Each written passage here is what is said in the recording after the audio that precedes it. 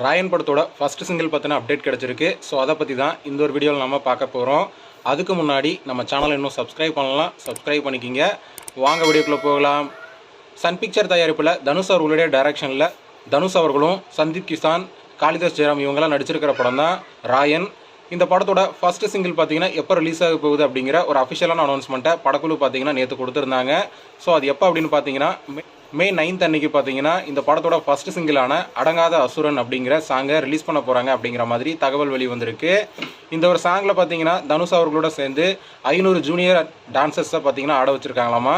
So Prabhudeva அவர்களுடைய கொரியோகிராஃபில் இந்த ஒரு சாங் பார்த்தீங்கன்னா மிக பிரம்மாண்டமாக உருவாயிருக்கு அப்படிங்கிற மாதிரி தகவல் வெளிவந்திருக்கு.